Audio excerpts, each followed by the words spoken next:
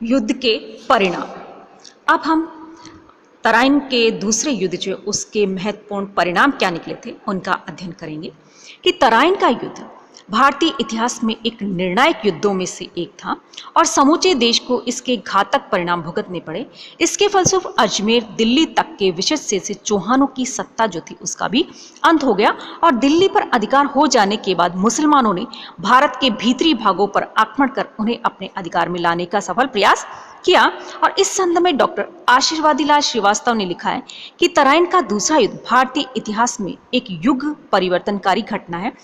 यह युद्ध निर्णायक सिद्ध हुआ और इससे मोहम्मद गोरी की भारत पर विजय निश्चित हो गई और हमारे इतिहास में पहली बार मोहम्मद ने हिंदुस्तान के बीचों बीच एक विदेशी तुर्की राज्य की नींव डाल दी। और पृथ्वीराज की पराजय ने राजपूतों की उभरती हुई शक्ति और उनकी आकांक्षाओं का अंत कर दिया। और दुर्भाग्य की बात तो यह रही कि बार बार पराजयों के उपरांत भी राजपूतों ने इतिहास से कोई सबक नहीं लिया और नवोदित मुस्लिम सत्ता के विरुद्ध संगठित होकर संयुक्त कार्रवाई करने में हमेशा ही वो असफल रहे। तराइन की विजय के बाद तुर्क सैनिकों ने लूटमार तथा तोड़फोड़ का घृणित प्रदर्शन किया और हजारों हिंदुओं को अपनी संचित धन संपदा जो उससे हाथ धोना पड़ा, अर्थात यहाँ पर बहुत ज्यादा लूटमार की गई और कलात्मक मंदिरों तथा मूर्तियां जो उनको भी तोड़ा गया, जिससे यहाँ की संस्कृति में अमूल्य स्मारक इत्यादि जो थे, भव्य इमारतें जो थी उनको नष्ट कर दिया। बहुत बड़े बड़े मंदिर जो थे उन सभी को नष्ट कर दिया और बहुत से मंदिरों और पाठशालाओं को विजेताओं ने मस्जिदों में यानी कि जो मंदिर जो थे उनको तोड़कर वहां पर मस्जिद बना दी गई।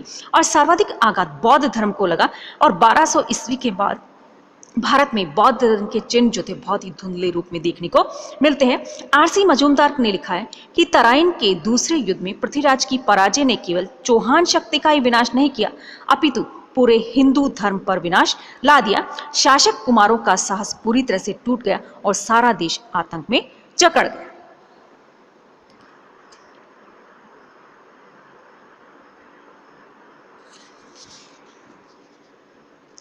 नेक्स्ट करते हम पृथ्वीराज की पराजय के कारण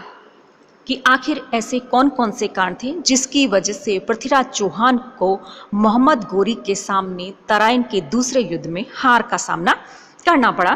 कि पृथ्वीराज की पराजय के लिए कई कारण उत्तरदायी माने जा सकते हैं, जिसमें सबसे पहला कारण तो यही है कि उसकी भोग विलासिता और शासन कार्यों के प्रति उदासीनता थी। और साहित्यिक साक्ष्य जो उनसे भी पता चलता है कि जिस समय उसको जागरूक रहकर अपने शासकीय कर्तव्य का पालन करना चाहिए था, उस समय वह श्रृंगार रस में डूबा हुआ था और संयोगिता अपहरण उसकी रसिकता एवं भोग विलासिता का सबसे बड़ा और ज्वलंत उदाहरण बताया जाता है। उसके इस कृत्य ने न केवल जयचंद को ही नाराज किया बल्कि अन्य शासक जो उनको भी अपना विरोधी बना लिया और उन्होंने गोरी के विरुद्ध उसे किसी प्रकार का सहयोग नहीं दिया था, क्योंकि संयोगिता के साथ में विवाह करने की वजह गढ़वाल जो थे वो उनसे नाराज हो गए। इसके साथ ही बहुत से अन्य शासक जो थे वो भी नाराज हो गए थे। तो इस प्रकार से जब मोहम्मद गोरी जो उसके विरुद्ध जब युद्ध लड़ रहा था तब कहा जाता है कि अन्य शक्तियां जो उन्होंने पृथ्वीराज चौहान जो उसका साथ नहीं दिया था। उसकी पराजय का दूसरा प्रमुख कारण यह बताया जाए कि युद्ध कला में गोरी की तुलना में उसकी कम योग्यता थी। और डॉक्टर दशरथ शर्मा ने लिखा है कि युद्ध कला में भी वह मोहम्मद गोरी से कुछ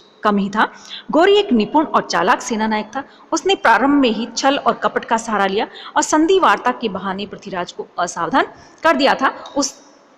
और खुद स्वयं सचेत रहा। और इस समय अगर पृथ्वीराज चौहान भी सचेत रहता तो जाहिर है उसको हार का सामना नहीं करना पड़ता। और युद्ध के पूर्व उसने अपनी सेना को योजनाबद्ध ढंग से विभाजित किया और सभी टुकड़ियों को आवश्यक निर्देश दिए और उसका उद्देश्य पृथ्वीराज की सेना में खलबली तथा अव्यवस्था उत्पन्न करके उसे पराजित करना था। और इसीलिए उसने सुबह होते ही ऐसे समय पर अचानक आक्रमण किया जबकि राजपूत सैनिक अपने रोजमर्रा के कार्य जो उससे भी नहीं निपटे थे और ऐसी स्थिति में उन्हें संगठित एवं व्यवस्थित होकर लड़ने का अवसर ही नहीं मिल पाया, जिसके कारण वो परास्त हो गए। इसके अलावा पृथ्वीराज की पराजय का एक कारण गोरी की तुलना में उसके सैनिकों का कम होना और साहित्यिक साक्ष्य जो उनसे भी पता चलता है कि उसका एक सेना नायक स्कंद किसी दूसरी दिशा में गया हुआ था और वह समय पर तराइन नहीं पहुंच पाया और उसका सीमांत चौकियां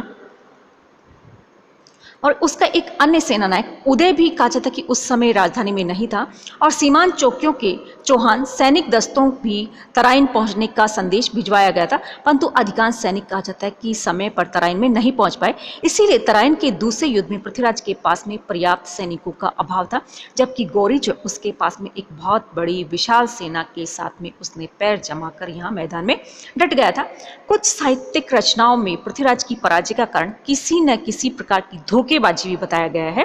परंतु इस प्रकार के विवरण में उसकी पराजय को छिपाने के लिए भी कहा जा सकता है, अन्यथा ऐतिहासिक दृष्टि से उन्हें विश्वसनीय नहीं माना जा सकता। उनकी पराजय का वास्तविक कारण गौरी की चालों को नहीं समझ पाना था। यदि उसने जागरूक रहकर गौरी की गतिविधियों पर दीर्घ दृष्टि रखी होती तो जाहिर है उसे अचानक इतने बड़े आक्रमण जो उसका सामना नहीं करना पड़ता और न ही उसे इतने बुरे परिणाम झेलने पड़ते। जाहिर है अगर पृथ्वीराज चौहान